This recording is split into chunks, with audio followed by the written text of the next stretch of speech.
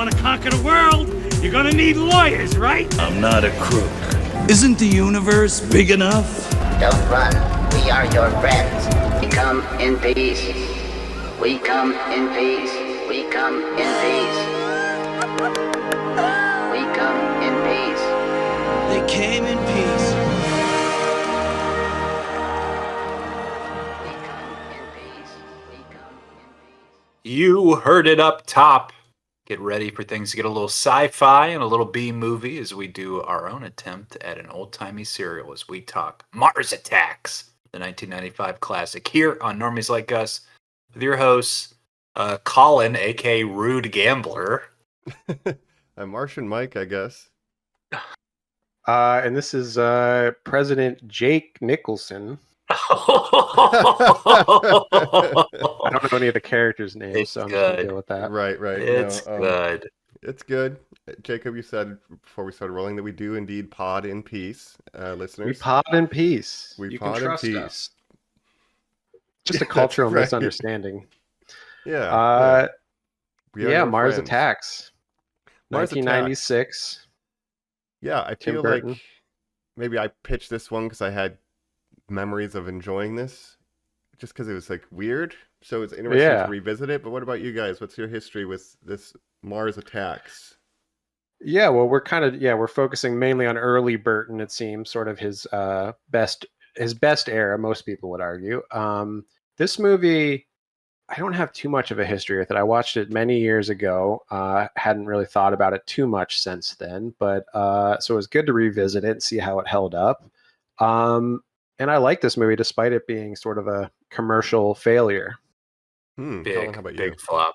I didn't see this in theaters. I would assume you boys did not as well. The first time I saw this was a school lock-in where, you're like locked in overnight and they show you some movies. And I remember the teenager in charge said, "Hey, we're going to watch a horror movie," which I don't know if he had seen it then, if you're describing it that way, but that is a good way to put it. It is kind of the closest thing Tim Burton's made to a horror movie outside of like Sleepy Hollow. so? It's a Oh, yeah. disaster film, right?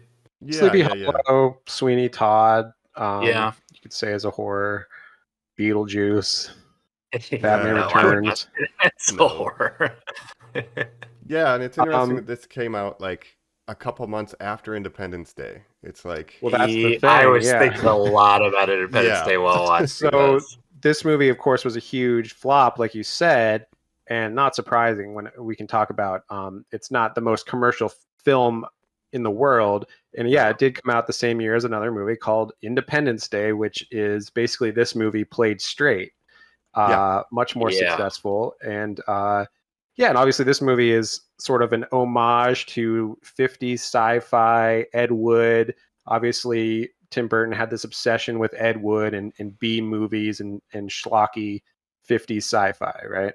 Well, Mike, give us your history real quick on this, and then Yes. there's a point I want to make about the man we've been covering all Sep-Tim-Bur-Ton. But please go right ahead. right.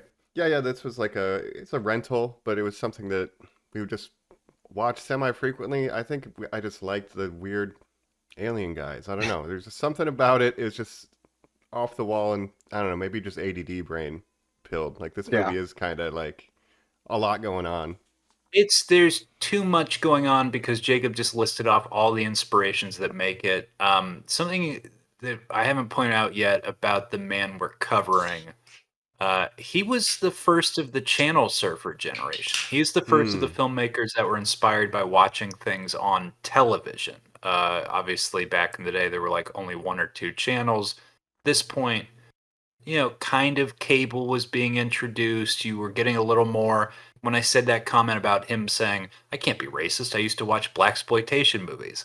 The reason he's saying that is he was a kid who would surf around. You'd watch a kung fu film.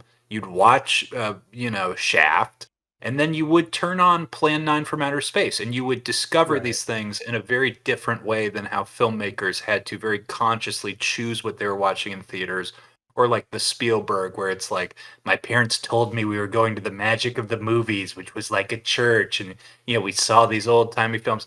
That's not how it was. He was a weirdo kid who was like, ooh, look at this weird thing I'm finding at midnight. Yeah. Yeah. And he loves schlock. He loves like bad movies, B movies. And so this is sort of his version of that, but it's just his idea is like, let's get a huge A-list ensemble cast and put them in Yeah. this zany movie. And of course, people didn't understand it at the time. B movie inherently means, obviously the B doesn't stand for bad, but it means a cheaper level of film, a lower caliber. It is so fascinating when like him, M. Night Shyamalan, all these people are on the hottest streaks of their lives go, well, I want to make a B movie now. And you're like, that inherently means you're trying to make a bad film. And that's usually the movie like The Happening for M. Night, where they lose all their prestige and studios are like, well, you're not the guy anymore. It's such a weird choice. Well, it's almost, it's like they get, the blank check of, I made Batman and Batman Returns. I can do anything I want. I'm going to make one for me now. And I'm obsessed with 50s sci-fi. So I'm going to make that despite, audiences in the 90s not really wanting that. And the studio, and this is the mind-boggling thing to me, because I don't think this movie would get made today. The studios are like, let's get every actor that's like popular in the 90s that we can possibly get and put them in this movie. Let's get Jack Nicholson. Let's have him play 2 roles. Let's get all these insane actors, and let's have them all play these unlikable characters in this very weird movie about these cheesy-looking aliens that go around killing everybody. Yeah. Early CG days, like, because there's a lot of it in this that doesn't particularly hold up well. It's start. But it's the question of like how much of it is bad looking on purpose, obviously, because he's trying to make it cheesy and schlocky. Yeah. But then if you compare it again to Independence Day, it's like, well, obviously the effects in Independence Day are way better and have aged better. So I don't know. CG, I don't know either. But can I also just point out the string of bad luck of, because it's so weird too that like Independence Day has the subplot of a black family reuniting. It's like this film has the subplot of a black family reuniting. The worst luck, and we'll talk about, I assume, the Topps trading card history of this.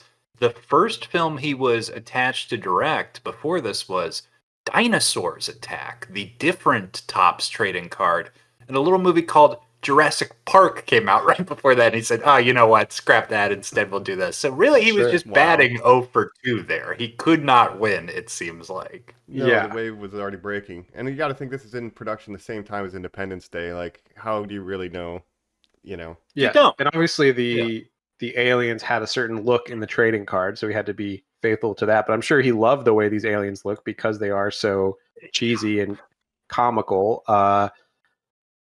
I don't know. It's an interesting relic of its time.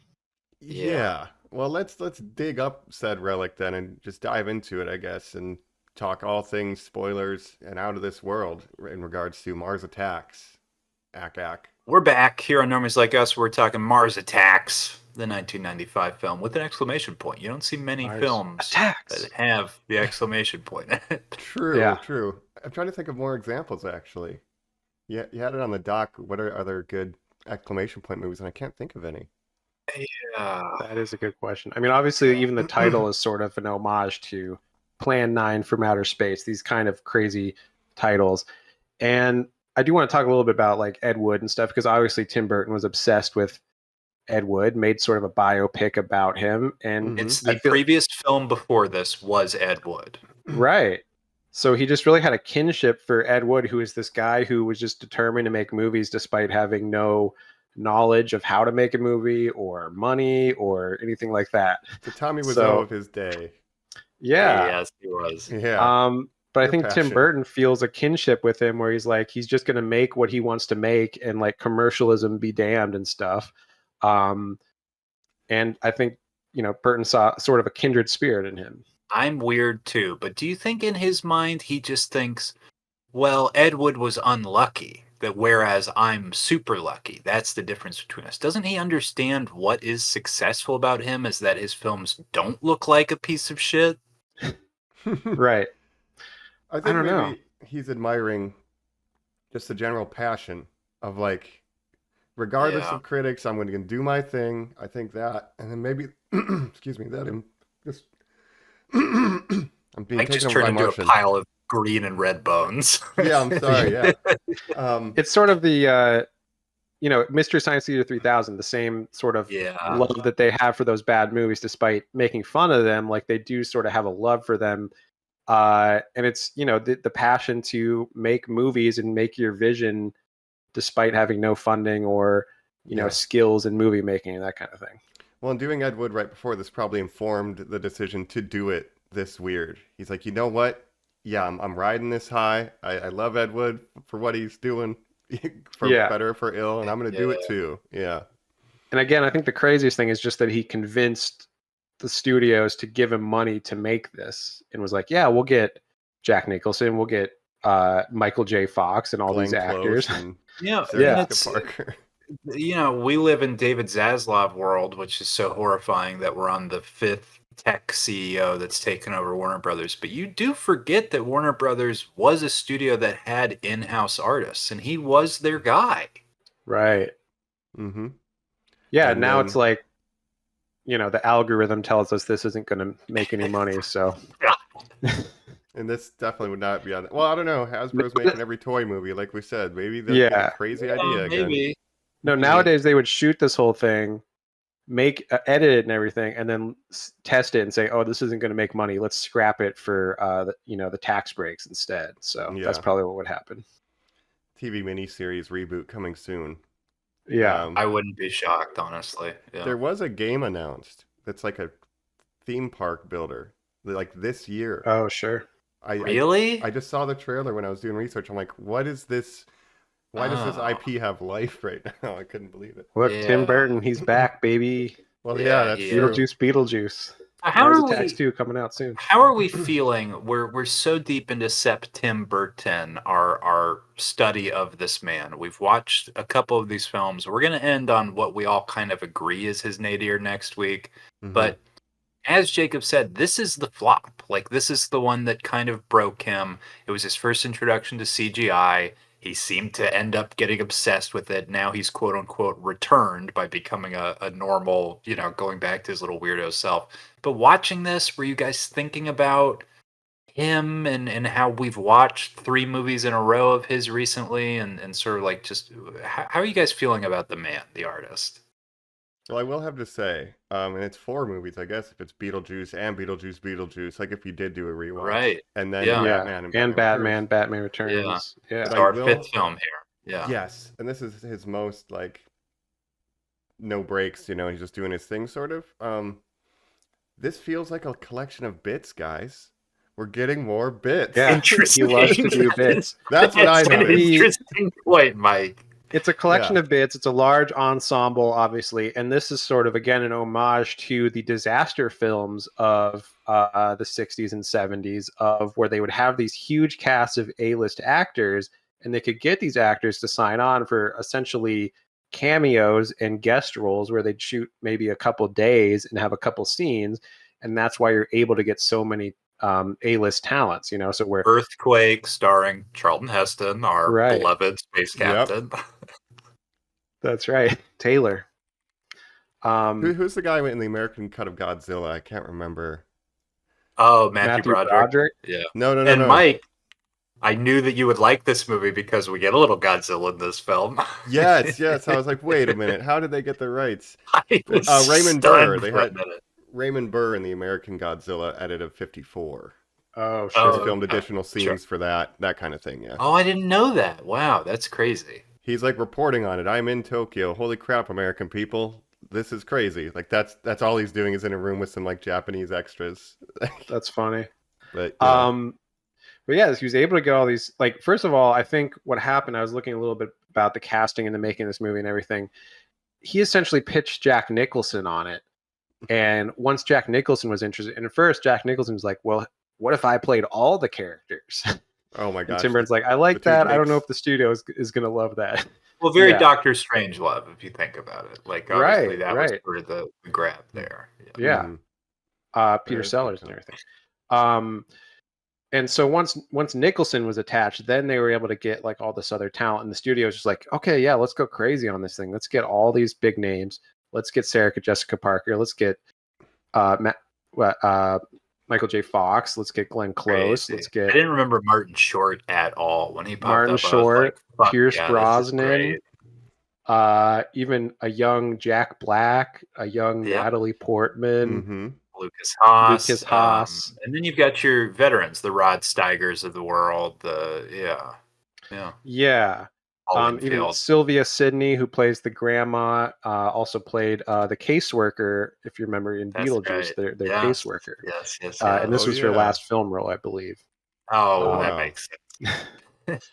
Right. Yeah, she died a couple years later. But yeah, and then you have, of course, legendary Cleveland Browns running back, Jim Brown, who did become an actor after, retired from football. And how do you guys feel about Jim Brown? He has a bit of a complicated He's history. the I'll say. worst. But Yeah. I'll tell my Legacy. favorite. My dad loved Jim Brown because he was in Yeah. Dirty Dozen. And my favorite Mhm. story about Jim Brown is back in the day when football players essentially made what teachers make now, for playing in that sport pay-wise. Sure. He was on the set of Dirty Dozen and he got a call from the NFL commissioner who said, if you don't come back right now and stop filming that movie, you're not going to be allowed to play this season. He said, great, okay, here's what I'll do. And he ended up calling him back and said, I retire from football. I'm a movie Right. star. Right. Yeah, he sort of took the O.J. Simpson path, pivoted to In a lot becoming of an actor. ways. Ooh. Yeah, again, he has a complicated legacy. Don't look too much into his personal life. Unfortunately, it is sad because he was also sort of a civil rights icon. was. Standing up with Muhammad Ali and stuff against, The draft. obviously racism and the Vietnam War and everything, along with Kareem Abdul-Jabbar and these different athletes that were sort of making their voice heard. So he did a lot of good things in life, did some bad things too, but in honor of the legendary Cleveland Browns running back, I'm wearing my NFL Blitz Nick Chubb Mhm. shirt, another Legendary Browns running back. Nick Chubb, good guy, never did anything wrong. Jigsaw. Yeah, I guess, if people if O.J. Simpson didn't exist, people would probably be talking more about Jim Brown's personal issues. Good with things in women. life, bad things to his wife. That's the rhyme you can use about Jim Brown. Yeah. Yeah. I don't like seeing him punch an alien because it reminds me of the issues. Right. And again, right. these NFL players, their brains were being turned to much by CTE Scrambled. and stuff. So Scrambled.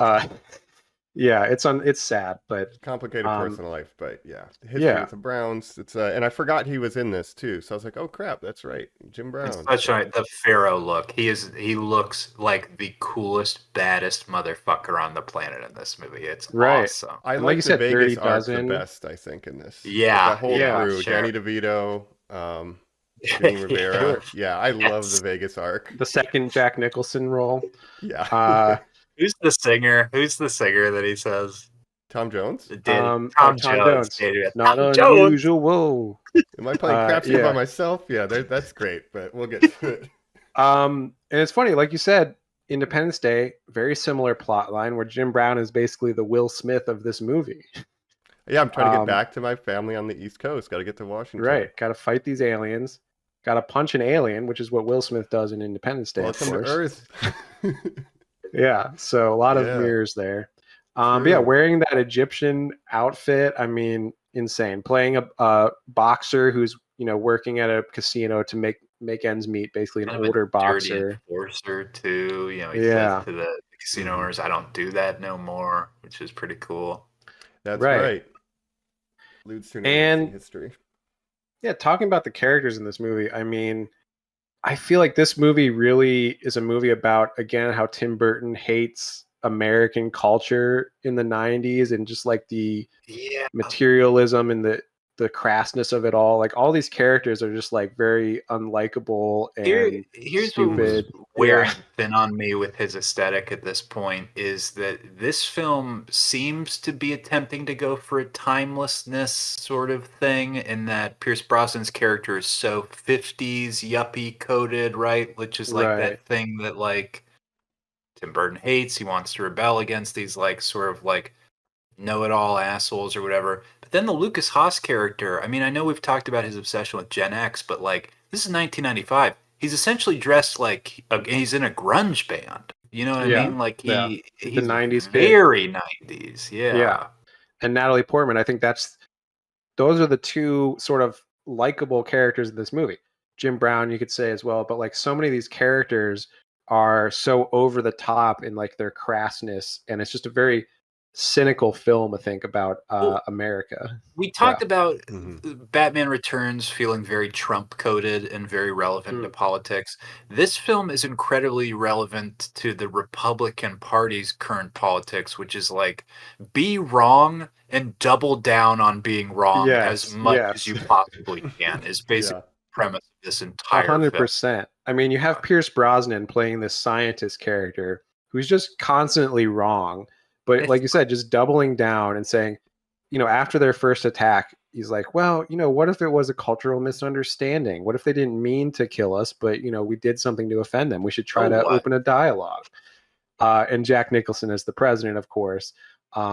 Just very funny stuff. Well, he's just as president, he's like, what's the right optics move, right? Like, that's Yes, very much what yes. he's into. What are the voters going to think about this? And then you have the Martin Short role of being his press secretary and stuff. Like, how will this With play? prostitutes and stuff, very relevant. Yes, Yeah. yes, absolutely. But Funny. it's almost spread a little too thin in that the Martin Short and Michael J. Fox character are essentially the exact same critique of image obsessed media guys, which you don't Yeah. really need both, Yeah. in my opinion. Yeah. It's covering a lot of ground, probably a little bit too much, because it is like military-industrial complex. It is like capitalism, Media. gambling, Yeah. the casino side of things. Then it's like also, I don't know, maybe redneck-coded things. Like he's Well, the covered a Jack lot Black of stuff, it's commentary. like the Vietnam War critique of like Right. these Yeah. idiot kids didn't know what they were getting. And again, you're like, so you're critiquing the 50s, the 70s, the 90s. It's Yeah. a lot. Yeah. The whole It's a Jack lot. Black character is like just a dumb idiot. But the whole Vegas, like, is this just showing the Vegas trash? Like all these characters are just Vegas trash living in the casinos. Well, it's and a stuff. fake pyramid, right? Like a known natural wonder. Like it's a facsimile of Right. actual history. It's like it's sort of like that kind of thing too. I like Yeah. that. Yeah, but it's all And surface what's level interesting, mostly because yeah, it's a group of bits still. right. Well, then you Group get of all these bits.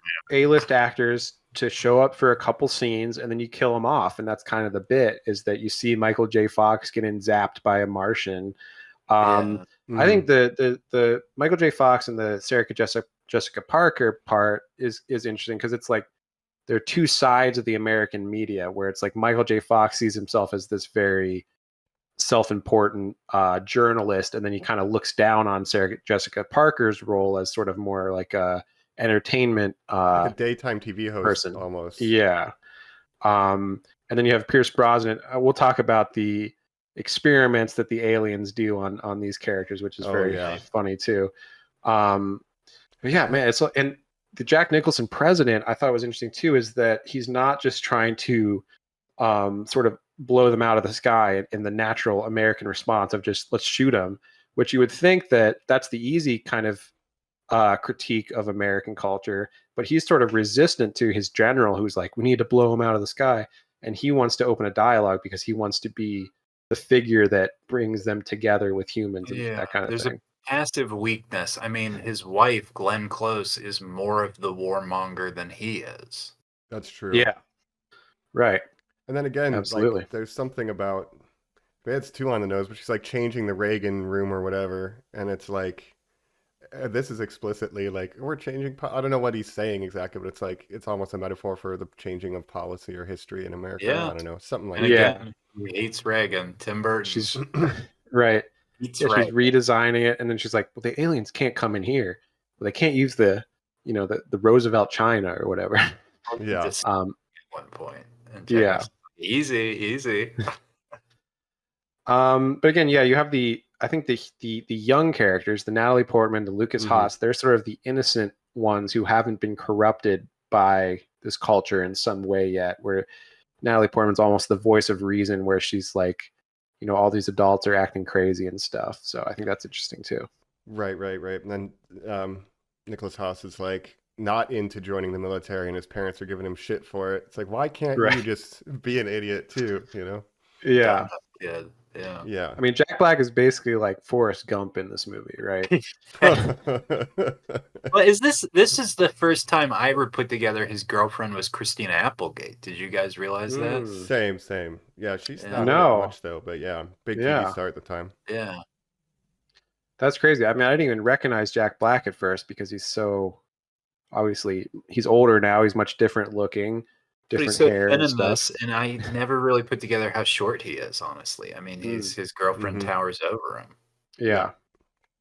And he's got a great death scene where he's essentially, he's the American military in Vietnam running at some enemy that they don't understand and just getting blown to bits. And then a memorial, he's a hero, yeah. Yeah. So Right. another veteran, his dad is Joe Don Baker, who was in a couple James Bond films, oddly enough, with Pierce Brosnan. He's in GoldenEye. He's the Right. bad guy in one before that, which is, again, very strange. But he was most known for this B series Walking Tall, which was, of course, remade by The Rock. Did you guys ever see those films? No. I saw the one with Just The one of Rock, those- but that's it. Well, you've seen a bad Casino. film, and the You original ever is see great. a Casino bouncer in a movie? No, but that is a level of actor that you hear Quentin Tarantino on his podcast spend 90 minutes just talking about Joe Don Baker, right? It really made me put together in my mind that Tim Burton and Quentin Tarantino are the same generation. They were both Yes. TV obsessed weirdos, and it's so interesting to think about the different level of content that they put out. Yeah. And they both don't have any, they don't put any notion of like importance into like prestige, where they're just not just watching like French New Wave films. They're watching like schlock and getting the same inspiration from it. Movies, absolutely. Yeah. Well, those are the movies that you would get distributed on early TV because they're cheap to get rights to as well. So there's a correlation Right. between being exposed to a ton of B movies as a TV generation director, I Yeah. guess, True. as well. We talk about Tim Burton, loving blaxploitation and stuff. Pam Grier is in this movie, and this is incredible. Yeah, and this is before Jackie Brown, which kind of was her career resurgence. Quentin Tarantino, right? Sense, so yeah, just having her in this movie and just the way that my mom used to beat my ass and then try to convince my brother that it was okay. I have such flashbacks and love for the scene with Ray J of the Kim Kardashian sex tape. Ray J Is that is for in your this 6 movie. degrees of separation? Being held by Pam Grier as the other kid says, "Let him go," and she's like, "No, Come here. it's okay. Yeah. Just over to me." Yep, grabs them both. Then everybody on the bus cheers for her parenting Yeah. style. It's very So That's the 90s. That's the 90s. Yeah, You got to control your children. Yeah. That kind of blows my mind that Ray J is one of those kids. Randy's little brother, of course, star of what I consider the funniest movie on the planet, whatever that super old race is, The Front Room or whatever the hell it's called that's out right now. Yeah, Brandy. coming out. Brandy's brother. Brandy J, I would assume her name is. Brandy Norwood, I think. Oh, what's Ray J's name then? I don't know, Ray J Norwood? Yeah. Probably, huh? Interesting. Well, it was already a Ray. It's the whole actors thing. Emma Stone. I'll be Ray J. Right. But Ray J, and just Ray J being in this movie, and of course, being in a movie with Kim Kardashian, that sort of made her famous. Well, I was thinking about, did you guys ever watch that? Again, to talk about O.J. Simpson for some reason, but the American Crime Story O.J. Simpson series. Yes. Did you watch that? I love that series. And what's so interesting about that is that how the 90s defined like everything that became our culture in the decades that came after it, with the 24-hour news cycle and all this stuff, and OJ's lawyer being Robert Kardashian, the father of the Kardashians, and starting that whole thing. Whoa. Very So strange. it's weird to think about the connections that sort of reverberate to what is our culture now, Mars Attacks, it's a cultural touchstone. We had no idea. Yeah, it kind of is, with all the big names in this and everything. Like, it's fascinating. Kind of is. Yeah. It's a free space in 6 degrees, basically. You can get anywhere. Right. Yeah. I do want to shout out Jean Maury. She was the female doctor operating on the alien. She was in search for Spock to take it to Star Trek as a bridge Wow. officer, just like an unnamed bridge officer. But we've And those Sure. bubble helmets, Mike. Yes. I mean, his influences are on full display here. Yeah. absolutely. And as we said, it's a collection of bits, though. And have you seen any of the trading cards before the movie or looked them up since?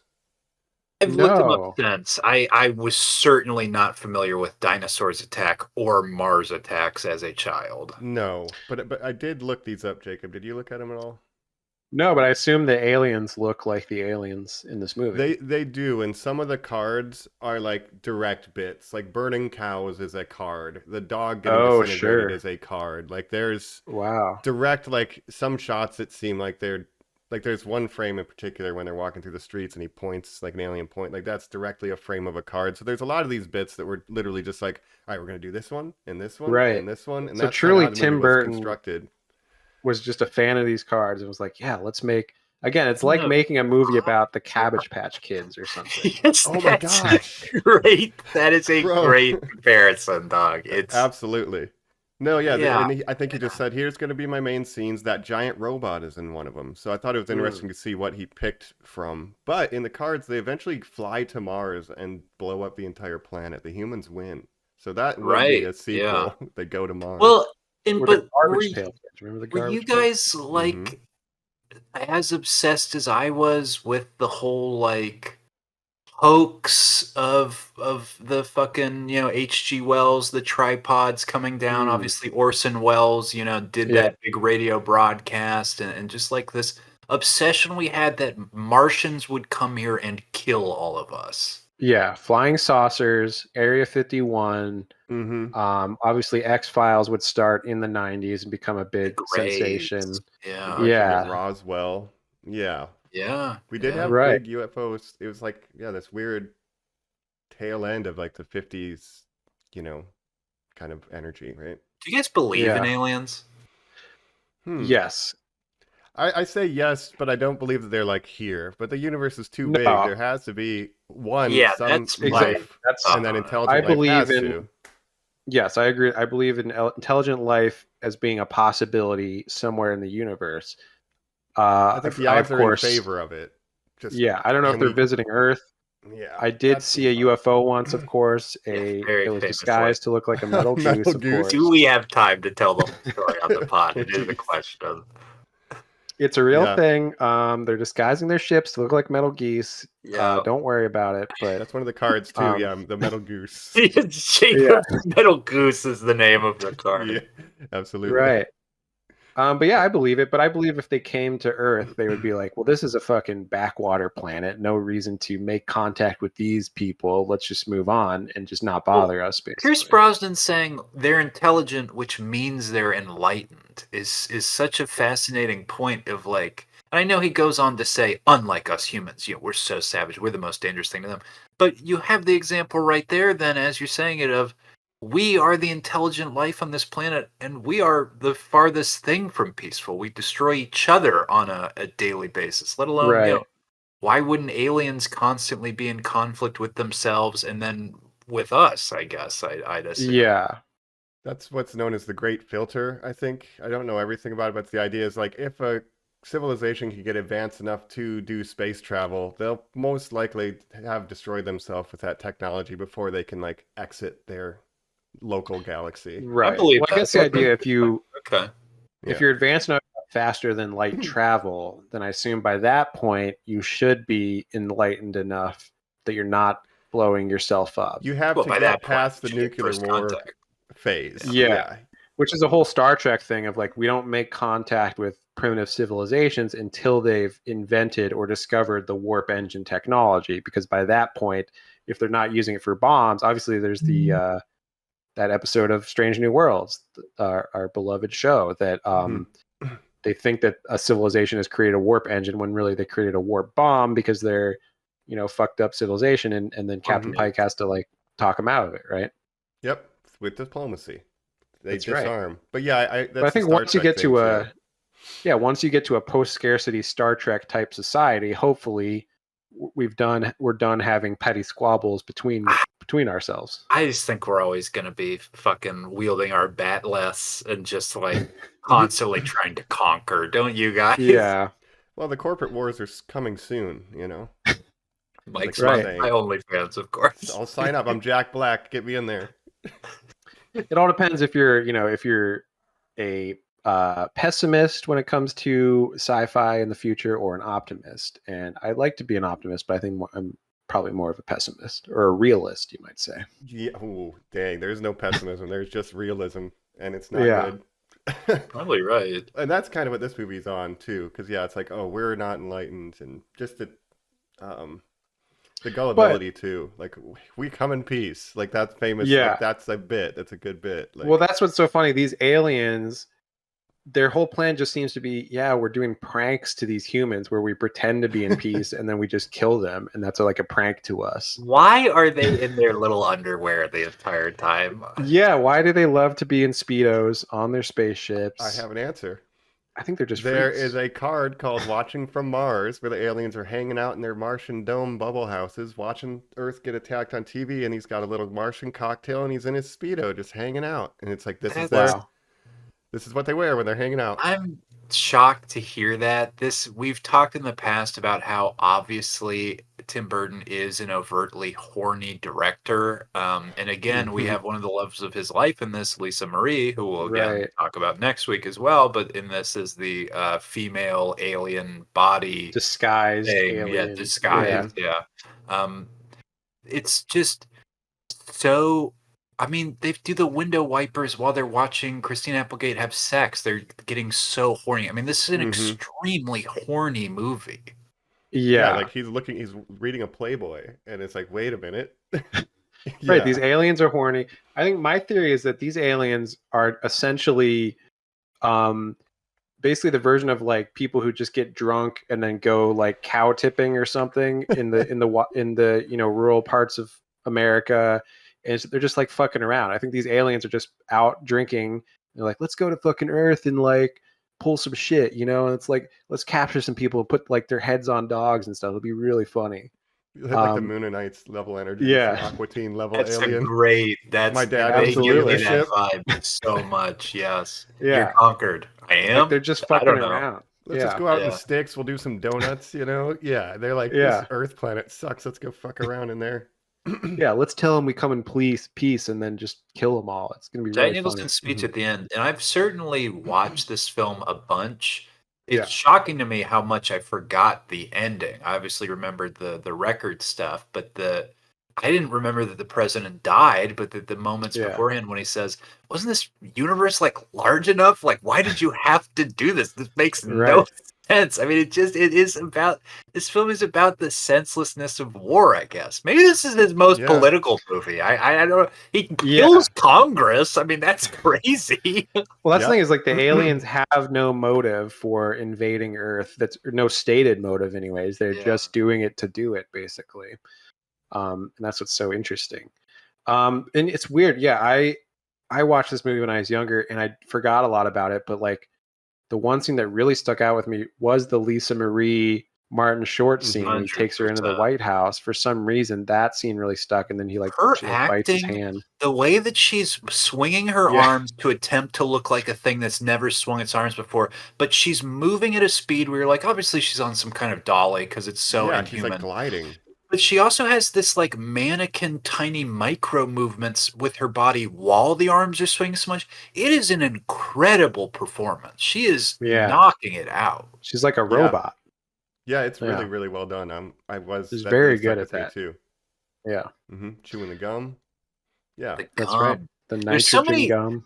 There's so many technological things right at the end that I forgot to. The shrink ray and the gum. I was like, oh yeah, there's like some really weird stuff in this fucking movie. Yeah. Again, they just bust out a shrink ray at the end. You've never seen them use it before. The skeleton gun, it's like, obviously that's iconic, but the shrink ray, I was like, there's a shrink ray in this movie?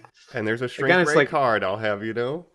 There we course. go. Mike, just think that every the Martians- question we're going to have is the Yes. answer is There are it's cards one with of those? the cards. Like, did the Yeah. cars get sold with gum? Was it one of those things too? Did they come with chewing Could gum? be when they like were released? Bazooka Joe type I stuff. want to do a quick shout out because it's Yeah. Tops. Tops does collectible card games. I'm more of a trading card game, which is something where you'll usually like battle cards or whatever. Magic But the collectible Gathering or cards, something.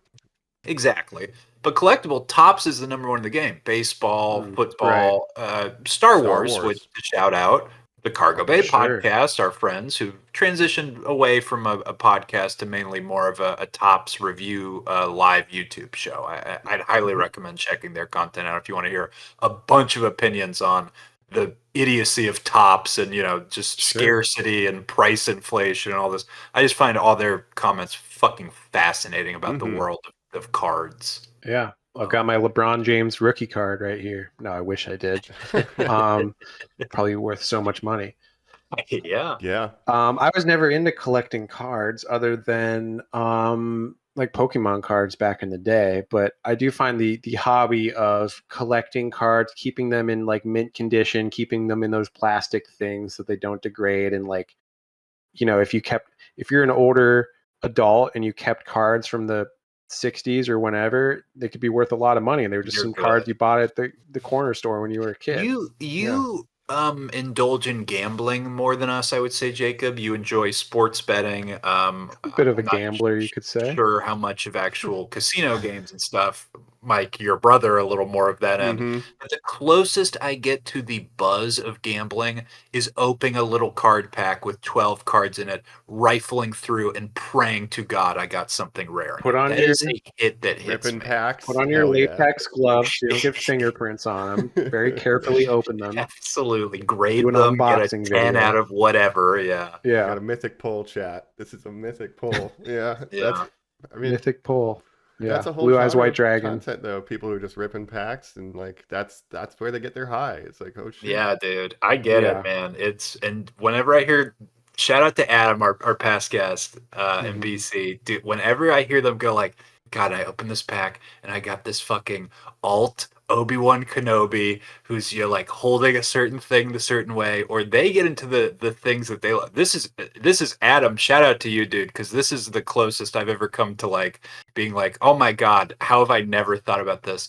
When he in particular likes to collect Luke Skywalker's where the card is numbered to, because obviously they're all like, you'll get 1 out of 1,000, 2 out of 1,000, that whatever. Right. He likes to get the red 5. He always likes to get a 5, indicating obviously Luke Skywalker's, red number from his call sign or whatever. That's right. I'm always like, that's Sure. genius, dog. Have I never put that together? Yep. So Yeah. they're collecting all the 5 Lukes of the Yeah. printing series. God. Yeah, that's a good It's bit. incredible. It's Yeah. great. I love it, dude. Yeah, check out the Cargo Bay. They're doing good work over there.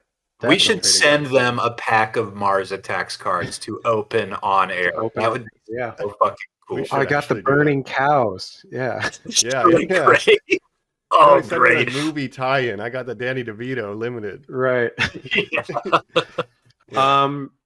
Now, speaking of the burning cows scene, do you guys know about sort of the history of or the background of this scene at all? That I don't.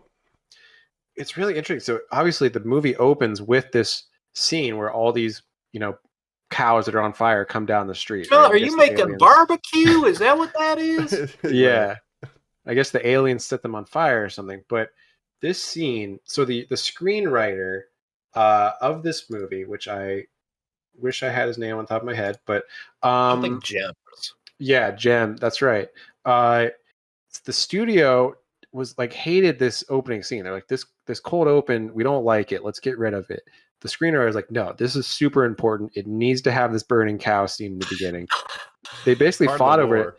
it. The studio fired the screenwriter for a while because of this, because he refused to remove the screen from his drafts, and then later rehired him, I guess, at Tim Burton's insistence. But this scene was so important to him that he was willing to lose his job to defend this scene being the cold open of this movie. That is wild. I mean, And I it's one of the why, cards, yeah. though. He's like, I gotta Right. be loyal to the source material. You're I not gonna. guess gotta not. have the I'm on cards. Warner Brothers' side for once. It's like, who fucking cares? What a way Yeah. to open the movie, though. Yeah, it's like, okay, I guess we're doing this. Yeah. Right. What do we think about the solution, though? We get a kind of a War of the Worlds, you know. And that's again, Mike. That's so clearly what the homage to most of this movie is that yes, Yeah. the flu, the sneeze that the aliens can't go up against Right. our Our viruses. music is And so even bad. Yeah. start with, I guess this is maybe again an homage to just how wrong Pierce Brosnan is. Their brains are so large and developed, they probably have telepathy. It's like, no, their brains are spongy and weak and will explode if they hear a certain Right. frequency. It's very funny. Jonathan Gems is the name of the screenwriter. Uncut Jonathan Johns. That's right. Nice. Uncut Gems. He wouldn't cut it from the script. That's why they call him Uncut John. Uncut That's Johns. Don't Pierce cut John. Brosnan in this movie is so funny to me because obviously he's in the height of James Bond fame in the 90s. You know, GoldenEye, coming off GoldenEye, doing his James Bond run. And he's playing this, again, this scientist, but he's so image obsessed and just so self-important, but so wrong about everything and so dumb. It's just such a funny performance to me. Well, and he's got the Beetlejuice coffee cup bit where he's always has the pipe in every single scene. There's always not a scene where he doesn't have the pipe. Exactly. He looks like such a jackass. Yeah. I love it.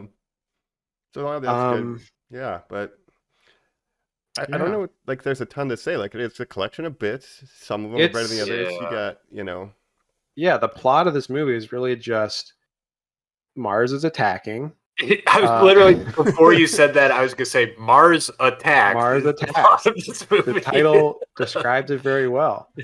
And essentially, it's the same bit over and over again where it's the first scene, they pretend to come in peace, start shooting everybody. You see a lot of people get zapped and turned into skeletons, which is a very funny effect, of course. Mm-hmm. The payoff, the third beat for this herald almost, to pay off the comedy ball, that Jack Nicholson has been so passive, has listened to all these assholes so much this time. Glenn Close is dead by this point. He gets a call from the French ambassador, Maurice, or whatever his name is. Yeah. And he says, don't worry, we have the aliens here, we're talking peace. And you see one moment Get out of Jack Nicholson being like, Maurice, get out of there! No, get out now! And it cuts back to them all being murdered. Is so fucking funny. Yeah. Of course, him in this like situation room thing is obviously very Strangelove. Dr. Strangelove, yeah. Yeah. Fighting in the war room. Yeah. Right. This is the war room. There's no fighting in the war room. Right. Yeah, very inspired by Strangelove. And then of course there's this other Jack Nicholson role where he's this like sleazy casino guy, right? With like a fake nose. Yeah, he's trying to create like a space-themed casino, and he's just like a grifter, basically. That's all he's doing. He gets his investors over there, and they all get killed when the aliens attack his investment meeting. Right.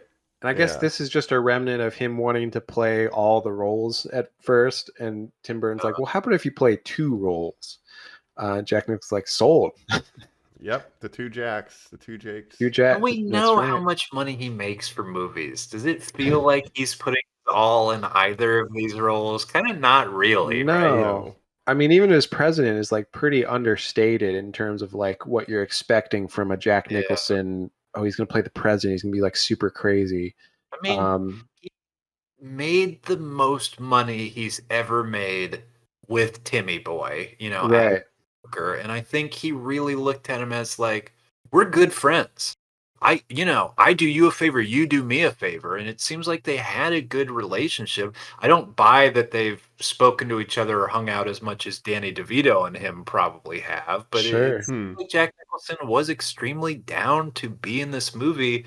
And then when you couple that with his actual performance, you're kind of like, well, it probably wasn't worth it, honestly. Yeah. I wonder if that's why he played this other role, because he's like, well, the president role is fine, but I don't get to act like super crazy. And I just want one where I can act like a real crazy Vegas guy. But it goes like nowhere. A cowboy hat. Yeah. And his wife, that character's wife, is played by Annette Bening, who ends up with this final party of Jim Brown and the Vegas people. You know, Glenn Mhm. Close and Annette Bening, two actresses that I've never really been my go-tos. You know, they've never really kind of stood out or impressed me, but they both give kind of off character or off type performances in this, Mm. where I'm like, this is maybe some of the best work they've ever done. Annette Bening in particular as a like ex hippie cult, Yeah. you know. Mhm. New age. Yeah. Yeah, in AA and stuff. Yeah, it's very Yeah.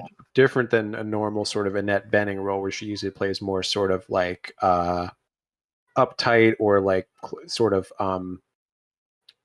I don't even know the word, but like orderly sort of women. I don't Yeah. know. But to your point, Jacob, about the kids, the Natalie Portman and Luke Haas of it all, it's Mm. like he's making fun of every demographic. Uptight women, smart jackasses with Pierce Brosnan, image obsessed people of every spectrum, basically. And like you said, he maybe likes the kids the most, but they're both so apathetic. Like, you know, Yeah. Natalie Portman watching as everybody gets killed and not really caring, even though Jack Nicholson and Glenn Close seem horrified. Is he critiquing that too? Like, I guess, why does Tim Burton need to Well, critique every person in America? He just yeah, does not like any of us? again, this is sort of a Gen X thing where they're just like so over it and like can't even Yeah. be bothered to Mm. care about the aliens attacking. And they're just like, man, whatever. Like, psh, my parents, whatever, man. Lucas likes his grandmother. That's kind of Yeah. the only Yeah. selfless or passionate thing we see from anybody that isn't like absurd, quote unquote, right? Yeah, Yeah. and Lucas Haas is just kind of like a nice kid from a weird family, trailer trash family. Mhm. Yeah, and he cares about his grandma. Um, yeah, he's just a good kid, I guess. Even his Yeah. parents are like, all right, take her back to the nursing home. Now that we've sent your brother to the military, we're done with this, basically. So Right. that's saying something that he's the only one that cares, and When obviously, when she says Norman's my favorite, I believe that is Lucas Haas's name, right? And he says, "I'm Norman," and she goes, "Sure you are, Sure you Tommy." are, Thomas. hmm That, Yeah. you know, if you had a grandparent with Alzheimer's and they were telling you in third person how much they like you, that is a very sweet and nice moment to capture, Sure, right? yeah. I yeah, was very touched by that Yeah. actually. yeah, that was sweet. Um, That's our ultimate solve. Then is also related to the grandmother. So Yeah. yeah, they discover the Miffy. music that Here's my Miffy. explodes their brains. I was just thinking about the Jack Black scene and how funny it is that his first scene, the first scene where you see Jack Black, he's blindfolded, he's doing yes, the Putting the loading the gun gun together. thing. hmm Uh, and then the scene of him dying is he's charging at the aliens with a gun. He tries to shoot it, but the clip falls out. He yeah, And put because it of that, together wrong. It's yeah, it's so funny that you call him Forrest Gump now that I'm thinking about it. When the fuck did that come out? Because it almost is a parody yeah, of like that was like a early 90s. moron. A Yeah, constant moron. right. I think it's Yeah, 94. he's Yeah, just Oh, a there we grunt, '94. you know. go. That's Yeah, that's. I wonder if it truly is. He's playing a parody of Forrest Gump because he's We got the find same out. haircut. I mean, that's right. He's got yeah, the jar head, flat top. Yeah, yeah, Blonde girlfriend. You know. yeah. He's got his Jenny, going off to Yeah. who's war, fucking ma. other people by the end of the movie. There's almost Yeah, something there. Yeah. Yeah. Oh wow. Tim Burton taking big yeah. swings. It's interesting Yeah, to think like about. some of the bits are like funny in the vacuum of it. Like it's all over the place, but I enjoyed like Michael J. Fox reaching out for Sarah Jessica Parker, and then they cut to the hand, and it's just a hand when they finally Yes. like some of that Yeah, stuff is neat. Yeah, I like Ray you saying J. it's all over the place, Mike, and that some of it works. I just want to bring up again because Jacob mentioned this in one of our last pods, where I read a Kotaku list that was we're gonna rank every Tim Burton film, and this was the bottom. This was the yeah. last film. They said this is his Hot worst. take. What a Huh. choice! There's so much to actually like in this bonkers weirdo film that how could you ever say that? I just think Yeah. some people are really turned off by this movie Because it's because they're so expecting violent. something else. Because it's I so because it's just so angry. cheesy, I think. Like people see Yeah, the okay. aliens are like, well, these Yeah. aliens look like shit. I'm gonna Yeah, it watch really Yeah. Independence doesn't have Day. an A plot. Like it really doesn't. Yeah. Like there's nothing. It is just Mars attacks, and then Yeah, it's an ensemble movie in that like, yeah, there's no sort of overarching plot. It just cuts between all these different characters. Yeah. And then the big shock of it again is just like seeing Michael J. Fox and then, oh, he got shot by an alien and died. Yeah. So It's a people are precursor expecting to- all these big names. Yeah. No, it reminds me of Vanisher, Brad Pitt. It's like just these one-off Yeah. gags. Yeah. Just a whole movie Right. of that. Right. Right. Yeah, that's true. Oh, when she gets crushed by the chandelier, Glenn Close, that's so funny to me that it's just a really bad dummy. Like, it looks Yeah. horrible. Yeah, it looks That's terrible. so I like funny. that. You know what? This Right. time I watched it and I was like, okay, maybe I understand why people think this is fucking dumb. When the UFO throws the bowling ball at the heads of the Easter Island, I was like, is that a card, Mike? That one is not that I saw. Okay. Maybe I in was the like, second Right. one. this is so stupid. Well, that's how you know they're the drunk ones. Yeah, I think you're right. They're just Well, fucking is around. like kidnapping Sarah Jessica Parker, and then I keep saying Sarah Jessica Parker. I think That's I her can't say her name. You're Yeah. right. But putting her head on the dog and then putting the dog's head on her body and stuff, is that a card? Like Not them that I doing saw. experiments on humans? And first putting it in the jar, do you think that's what Futurama is making fun of? Could That's be. what I Yeah, I think. think that's just I think it's sort of just a general alien thing that they take Heads us, in they jars. probe us, they put our heads in jars. Maybe I hope that never happens to me. Yeah. you wouldn't want that'd be rough. your head to be saved in a jar, so you could. I live hope like I'm Richard never Nixon or just the something. head that's still alive. That would be. And Oh, when man. Pierce Brosnan says later, "I don't feel very good," I was like, "Well, yeah. I hope I Yeah. never experience this." I think Yeah, so. I when, don't when you feel see what they myself. do to him, but then they have this nice, touching love story where they're like, "I really liked you in that interview on TV that And we they did." kiss, and the UFO crashes, and they die. I mean, it's like Yeah. again, you're like, this is one of the most cynical movies ever made. Yeah, Well, I it guess is. too. It's like, our love story, but it's like at the end, it ultimately, leads to nothing. Is that a point that he's making? Like, I don't know. Is I it a don't know. point that the two apathetic people that Natalie Portman literally puts the hero medal on Lucas Haas and says, "Do you have a girlfriend?" And he's Oh, like, he God. kind of Yeah, shrugs, he and gets it's the like you're girl like, at the end. I guess It's they'll like, you live don't have to kiss together. me if you don't want. Yeah, and then you watch like a bulldozer pick up the corpses that have killed like everybody on Earth, while like a handful of humans are like, well, I guess I'll put this apartment building back together. I mean, that's the shot we end this film on. Right, Like, and is it that really is joyful? it's the antithesis of Independence Day, where you have this big, Bill Pullman gives this rousing speech as the president, versus Jack Nicholson's speech, where he has this great speech, and then the aliens are like, okay, cool, just kidding, you're dead. Put a flag in. Yeah, it's just a Yeah. flag gag. Yeah, it's like a fake arm that crawls and just I fucking didn't kills remember him. that. I didn't remember the Yeah. shrink ray, the fake arm, the gum. I mean, there's so much fucking weird shit in this movie. Yeah. But yeah, I it is like a the very touch of- nihilistic and cynical movie, I think. It is. It is.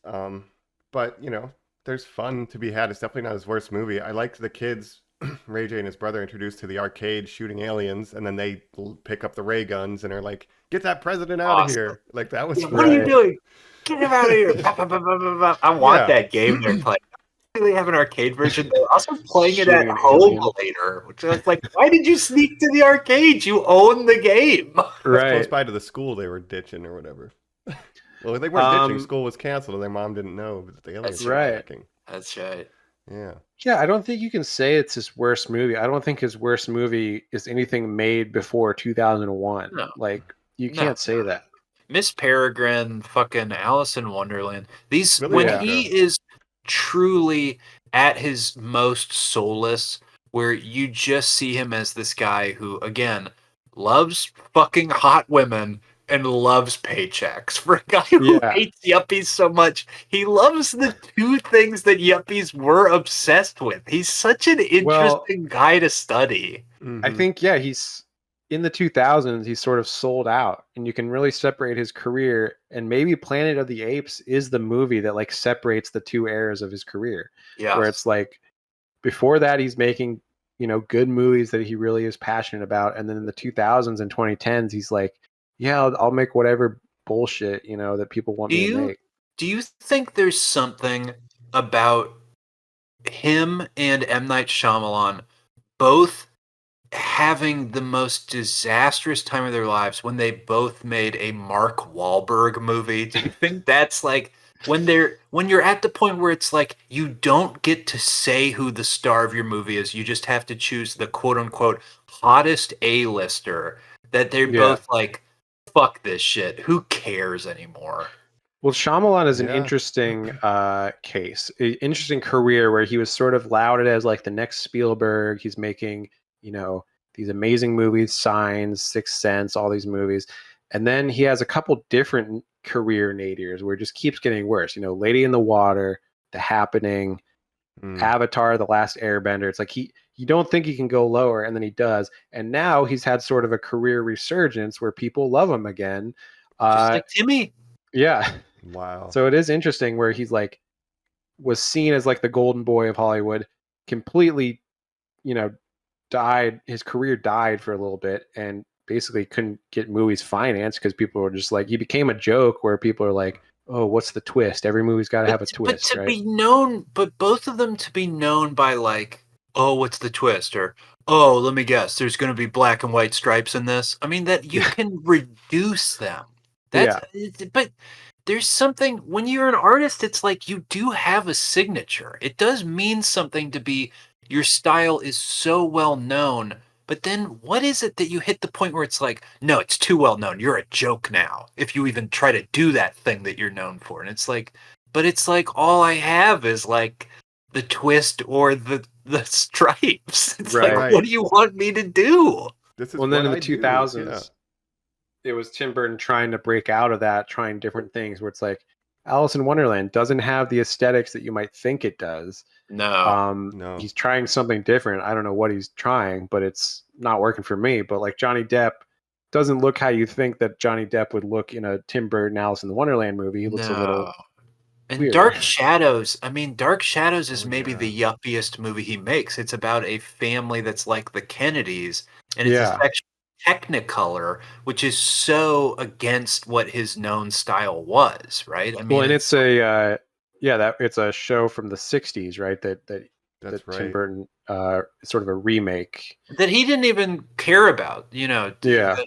really Johnny brought to him and said, I used to watch this with my grandma, we should do this. And Tim was like, you say so. I think that was truly just a moment of trust between two collaborators where he's like, I don't really give a shit about any of this fucking shit. So, Yeah. but I will I have guess he- sex with Eva Green. So again, his history of Right.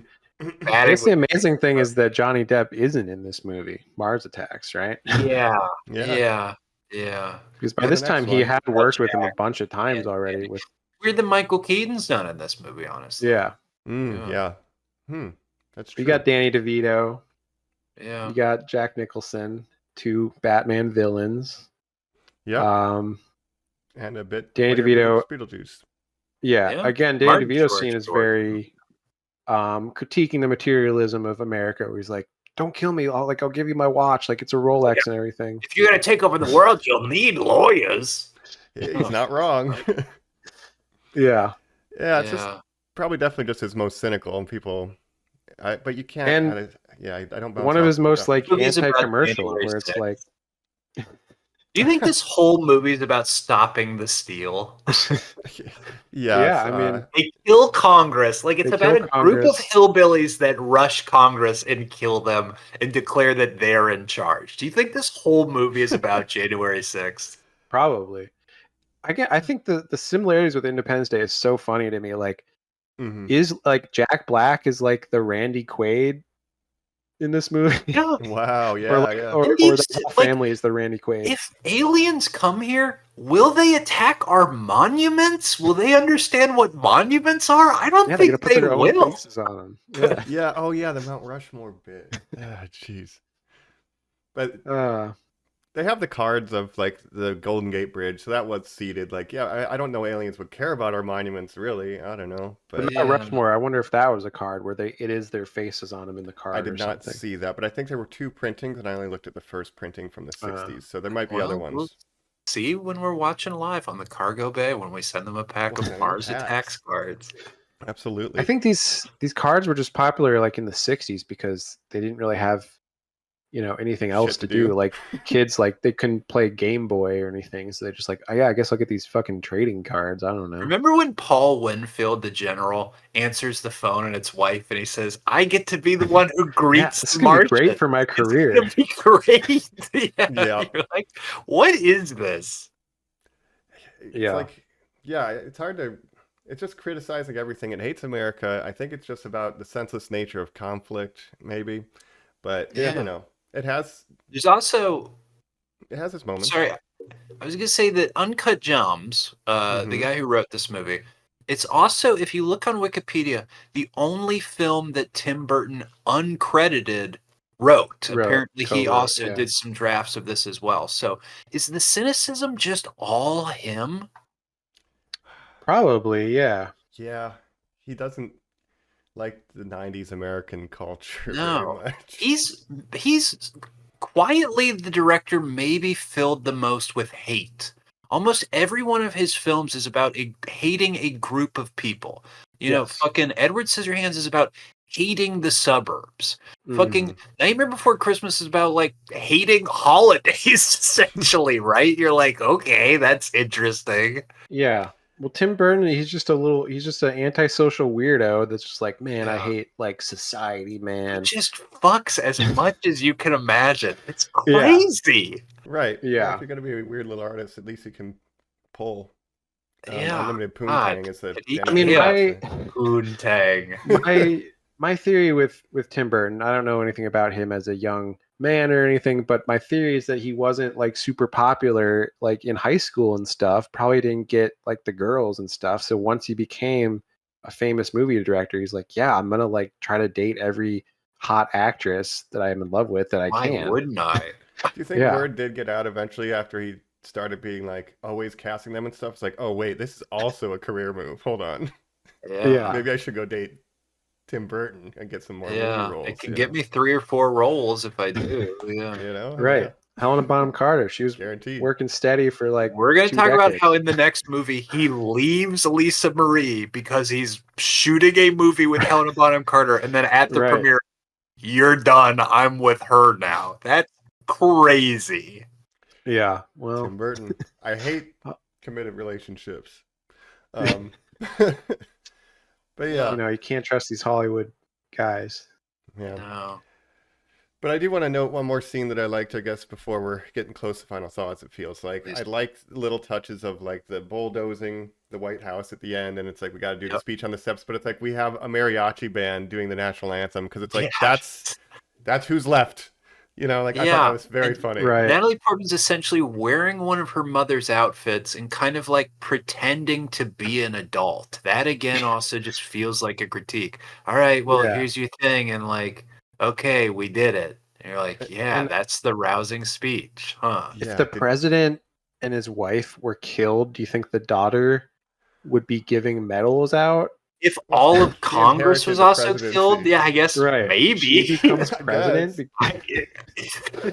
There's no one to write the rules. He was like Ivanka, yeah, she's on her way. I don't know. Yep, right. Yeah. Yeah, it doesn't make a ton of sense, but Wild. She's a Wow. beautiful daughter.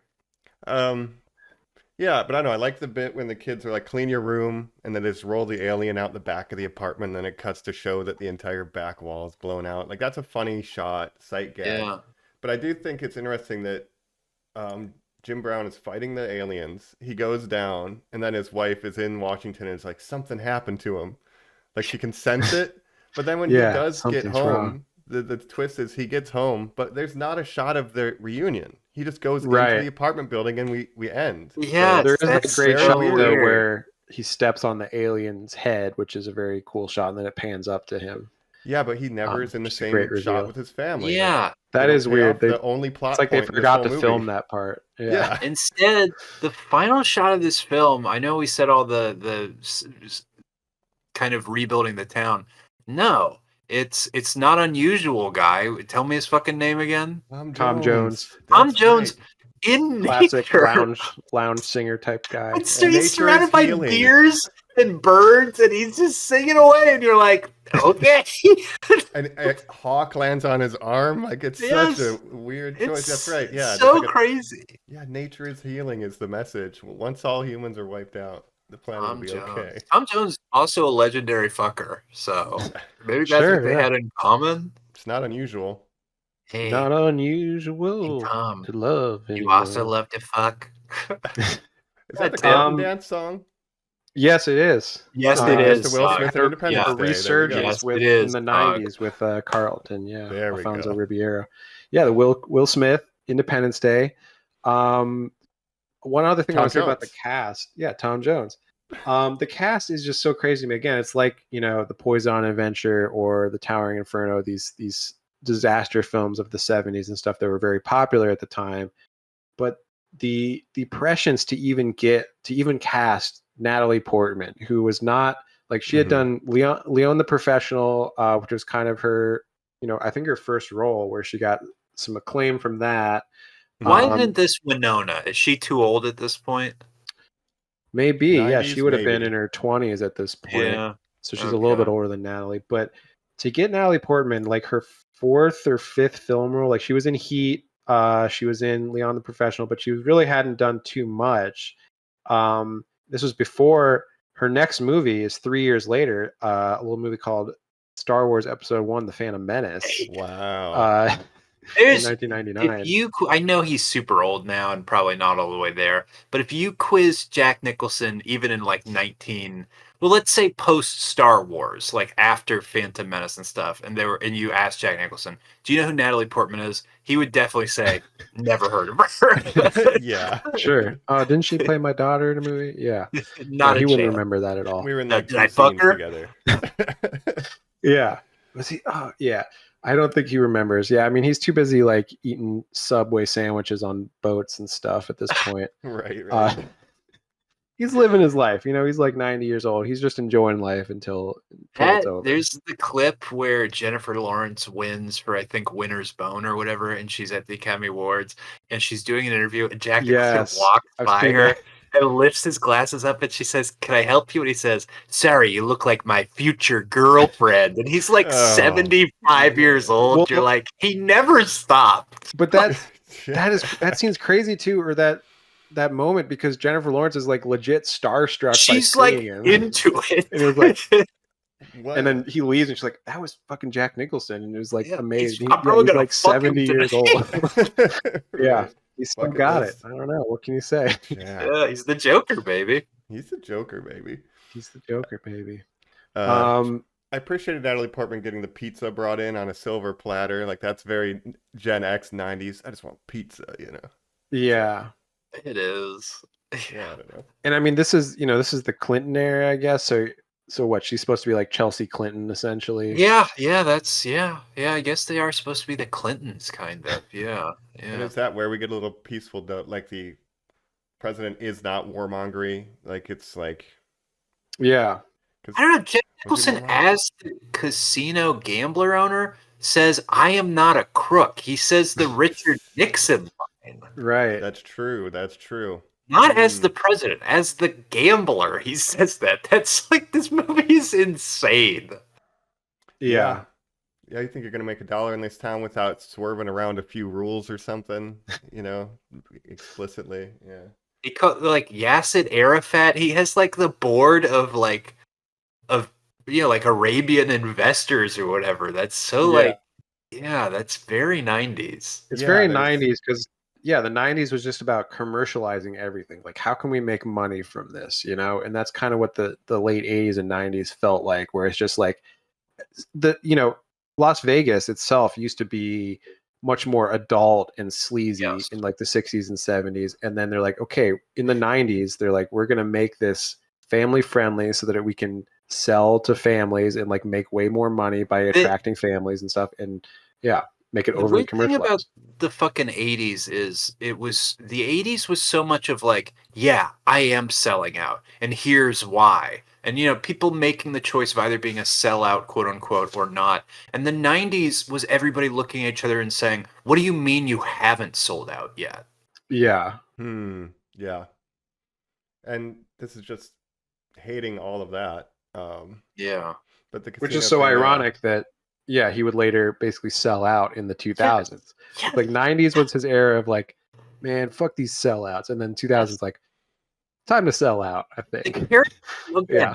said it in our last couple episodes. The character he is most like is Catherine O'Hara in Beetlejuice. A person Right. who wants to be taken seriously as an artist, Mm-hmm. who's obsessed with status and making money. Yeah. Yeah, and that's probably what leads us to the next one that we're going to cover. It's again the Right. Hollywood it man. We got Paul Giamatti, Michael Clark Duncan, Green Mile, all these great actors, right? Mark And Wahlberg. it's like Mark let's Wahlberg. just be part of the system. It's a Great actors. classic remake. Yeah, that's very studio. Well, this was, yeah, I mean, obviously this was based on the Topps trading cards, but Planet of the Apes was him doing a franchise, like an IP franchise, being like, yeah, I'm selling out. I guess I'm doing a commercial studio film. And what does a Tim Burton version of that look like? Well, we'll find out, right? Mm-hmm. Absolutely.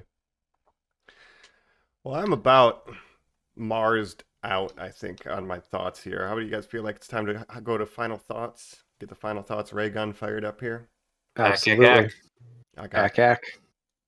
We'll be right back, Ack. I'm going to translate that. We're back here on Normies Like Us. Everybody's doing the Carlton because we're singing Tom Jones. Not unusual. Drawing little circles. We're saying That's we're right. here in peace, but really we're going to shoot every little pigeon and dead bird that flies by us and give our final thoughts here on Mars Attacks 1995 as Sep-Tim-Bur-Ton continues, although we are winding down and coming to the end of it as we've been discussing this weird phenomenon of a director all September long. And I have had a blast doing this, by the way. This was a great choice to watch, Mike. This is an interesting point because the one before this is Ed Wood, which is maybe his most critical darling. It literally wins not Bela Lugosi, an actor portraying Bela Lugosi, an Academy Award.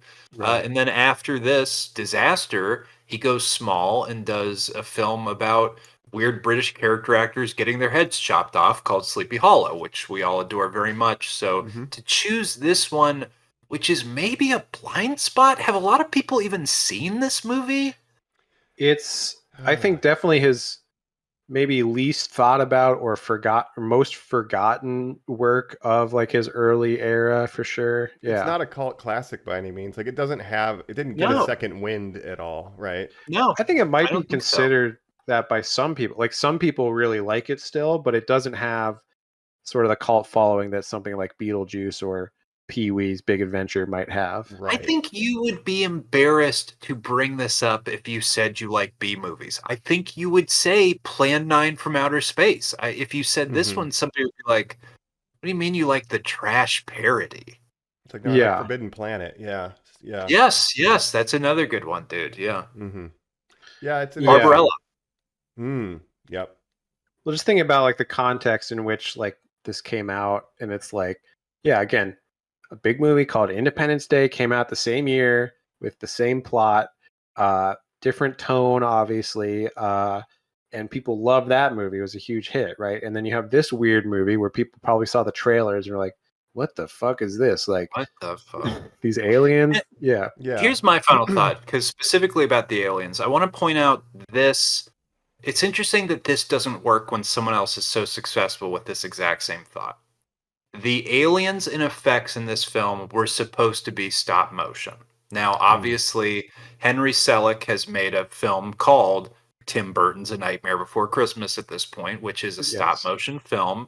Tim Burton very interested in those effects, the Ray Harryhausen, old Frankenweenie claymation. Frankenweenie like will short. come one day. Corpse Bride. Frankenweenie, yes, his original short. His original short was like, and then he later made it a feature film just a couple years ago, I think. Yeah. Now he sees those effects and he goes, "Oh, it doesn't work. Tell me about these things called computer graphic imaging." And he starts to use CGI for the first time.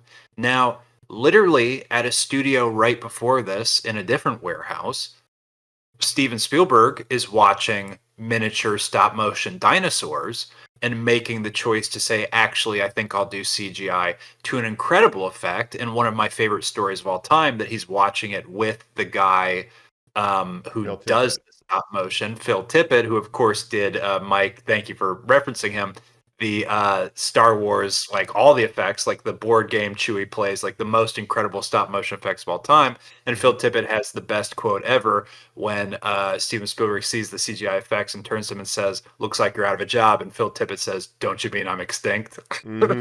Classic story. I mean, that's one of the best That's Hollywood good. stories of all time.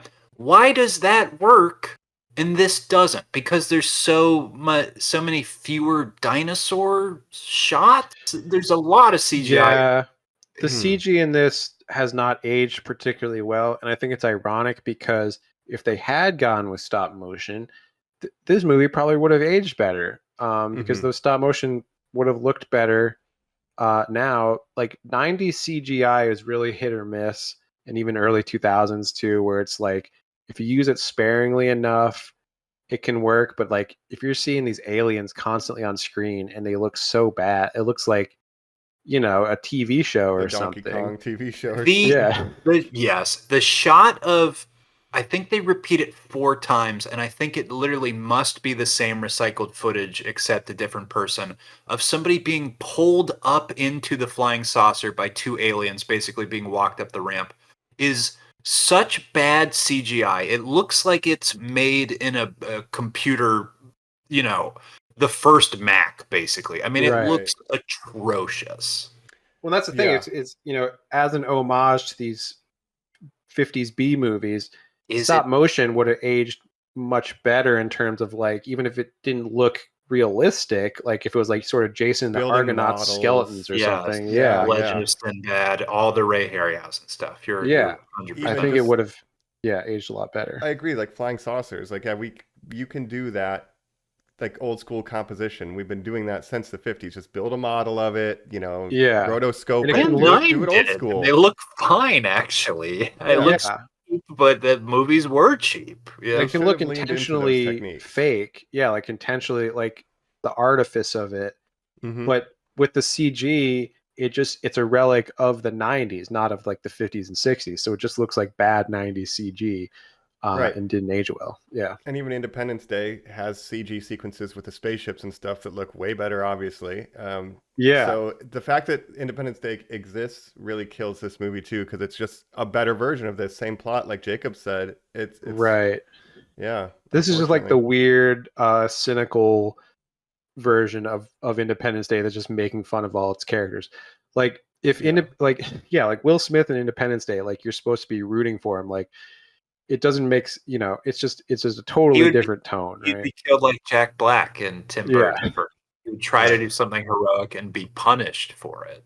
Yeah. Right. So I understand why audiences were like, "What the fuck is this?" Like it's almost aggressively anti-commercial, I think, which is fascinating coming from Tim Burton, who just wants to make money, right? The most commercial anti-commercial guy to exist. Yeah.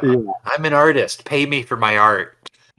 Well, he's making an anti-commercial picture, and it was not very successful commercially, so I think he succeeded. Yeah, Good that's job, what he Tim. wanted, I You guess. nailed it, buddy. You nailed it. Yeah.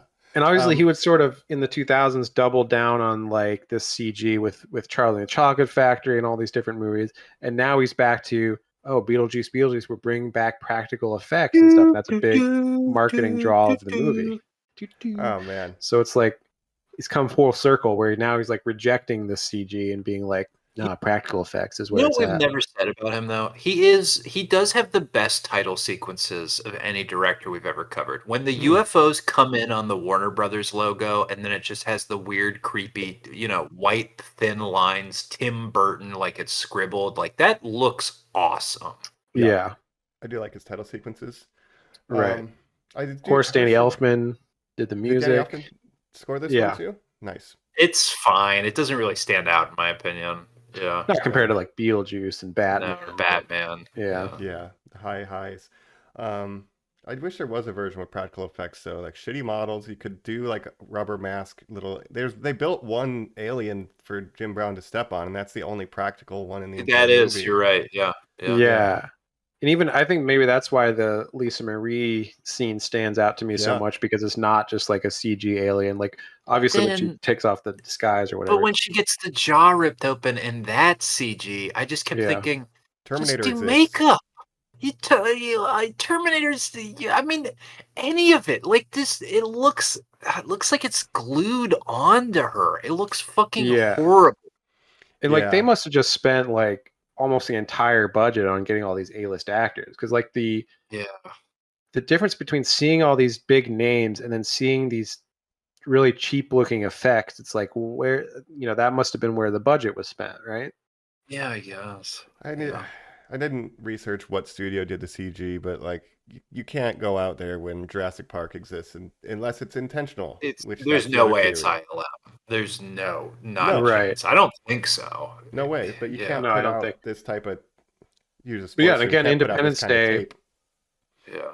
and the famous scenes in Independence Day when they're like blowing up the White House and blowing up these different things. And apparently they had shot some similar scenes, or they wanted to, but they just didn't have the budget to. And so they're like, there's that one shot where I think they're blowing up Big Ben or something in London. Yeah. That was a model, yeah. Yeah. Big Ben was a Yeah. miniature because like that's one of the greatest model shots ever in cinema is the Independence Day White House getting exploded. Like that's We have incredible. Roland Emmerich, who's sort of the master of these big disaster movies. Love him or hate him, right? Yeah. But yeah, it's Tim Burton just- doing this is just not. It's just different, right? Yeah, and like they do a lot of just CG. Like they'll have stock footage of a world, like monument, and like have an alien CG like explosion. It like it's not, it's just not as good as when they did do the couple models that they did do. No. But then there's the question of like, does this look bad on purpose or does it just look bad? And that's what you never really know with this movie. Yeah. But I definitely, I guess, to say my final thoughts, it has its moments. It is cynical, which is like take it or leave it. But it's not his worst one. But it hasn't held up for me as much as in my memory. I remembered liking it. It's just a couple bits, we are your friends. Like that's funny that they're chasing people with the translator box. Like, but overall, I'm probably not super excited to watch this again anytime soon. Like, I don't know. No. Right. Yeah. You've made me For me, him at his thinnest, when he's his most bit heavy, is when I do not like him. The linear films, like the original Beetlejuice, Sleepy Hollow, Ed Mhm. Wood, those are the classics for me. The bits per minute here is too high. But there's some that I like. I like this movie just because, it is sort of a relic of its time. But I think it's a really interesting look at that time, and it is very cynical. And just the fact that it exists, the fact that they got all this A-list talent in it is just fascinating to me. I think it's maybe his worst movie of the 90s, but even comparing it to like his later output, I'll take this over a lot of his later movies. So I would rather watch this than Alice in Wonderland or whatever, Yeah. Can you imagine if we were like, in next episode, Miss Peregrine, we're doing it? It's like, Right. he's got certain films where you just can't even hear like any discussion. Like you just forget they exist. But Jacob, you love Big Fish. I remember liking Big Fish. I mean, the thing is, I haven't seen that movie in probably 20 years. So how does it hold I up? can't watch a movie about a dad. Like, unfortunately, if I watch that now, I Right. would kill myself. But it is what it is. I think Clerk. I don't know. I remember remember liking liking it. it. I haven't thought about it in so long. That's the thing. I don't know how it would hold up. Maybe I should rewatch it. But I remember thinking that's one of his best, and it's one of his most serious and personal films. Well, I admit, after I watched this the next night, I watched the Matt Damon film The Martian, just because I was very Mars film. Really? The Martian, How's that's a that? good movie. Ridley Nice. Scott. Was that really Scott? It Good old was, Ridley. oddly Huh. enough. My review Weird. on Letterboxd is this is his best recent film in the last 10 years that doesn't involve two robots kissing. That's funny. How dare you? That's House of Gucci slander. I love House of Gucci. And The Last Duel. But yeah, we love Ridley. It's interesting. Yeah, Sep-Tim-Bur-Ton, we're focusing on early career Burton. The latest film we're talking about is Planet of the Apes, and that's 2001. Yeah. So he's made about 20 Technically, movies since then. We talked about one from 2024. But That's true, that's true. But Beetlejuice- But I feel what you're Yeah. saying. Yeah. That's the only But- one in that period that like I would care to even watch again though. Like I don't care about Alice in Wonderland or Charlie and the Chocolate. Like I don't have no interest can't in these. imagine. Yeah. Yeah, Yeah. Sweeney So Todd. Beetlejuice is hopefully the comeback, which is why we covered it, and then we were just like, Yep. huh, Right. pick and choose.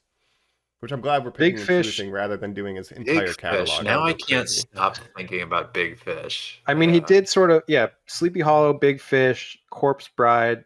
He was sort of doing like one for them, one for me for a while in the 2000s, where he's like, yeah, I'll Right. make Charlie and Chocolate Factory, but then I'm going to make Corpse Bride, which is like a stop motion movie Right. about stuff that But I I care must about. wonder, you think that's one for him? To me, that's one for Frankenweenie's one for him. Corpse Yeah. Bride, that's them being like, will you please make a sequel to Nightmare Before Christmas? And he's like, Right. legally, I will not, but distinctively, I might.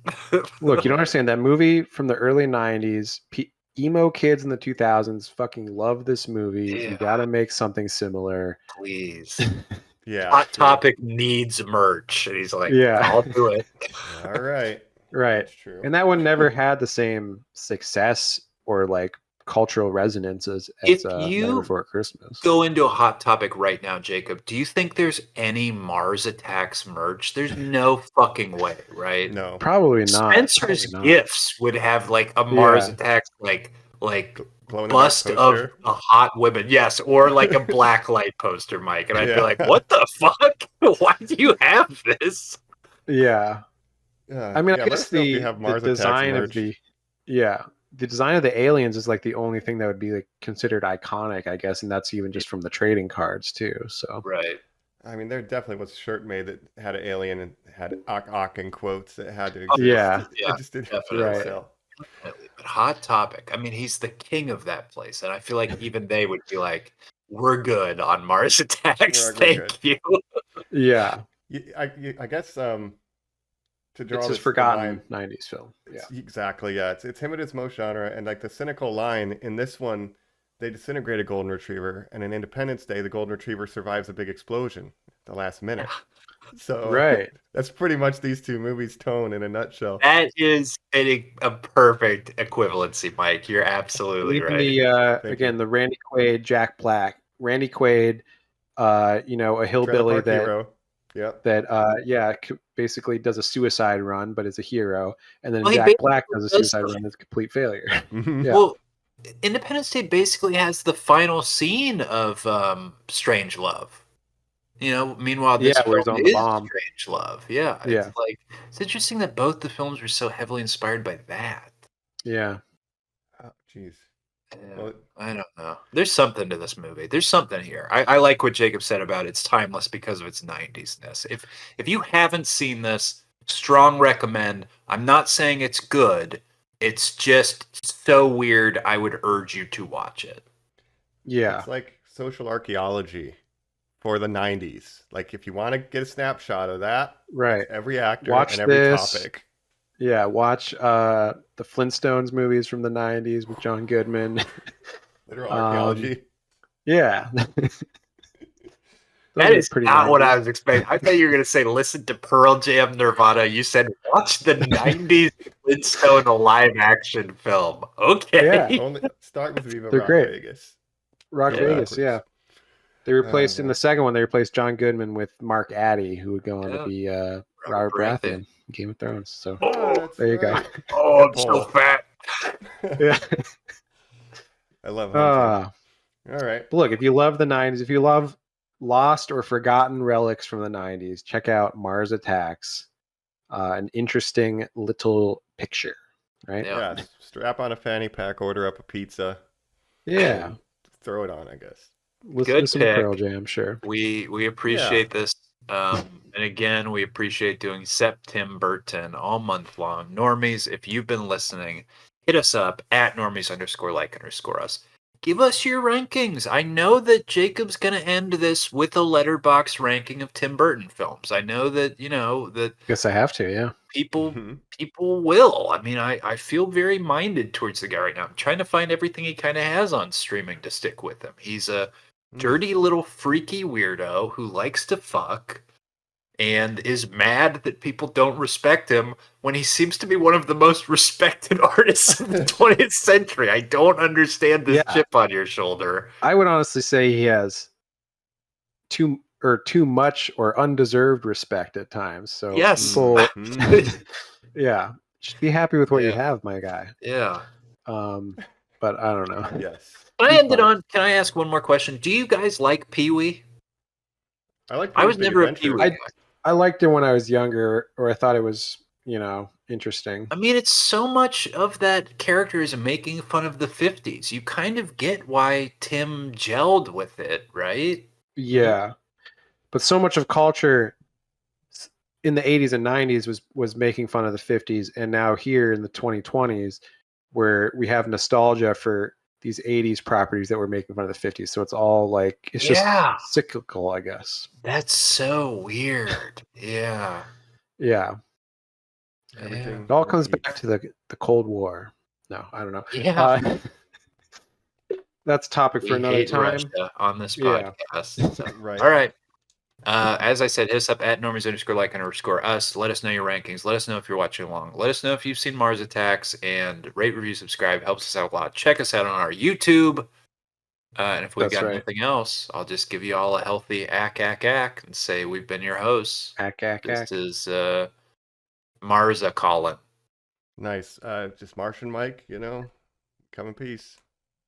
And this is I don't know, President Jake Nicholson, I guess. There we go. The best. And get ready next week, Normies. We've got more Tim Burton. We got more apes, combining our two favorite things. It's going to be a blast, right? I love It's gonna it. be I'm so happy we're doing this. Back to the monkey business. Get My ready. favorite Yep. actor, Mark Wahlberg. Love everything Remember- about him.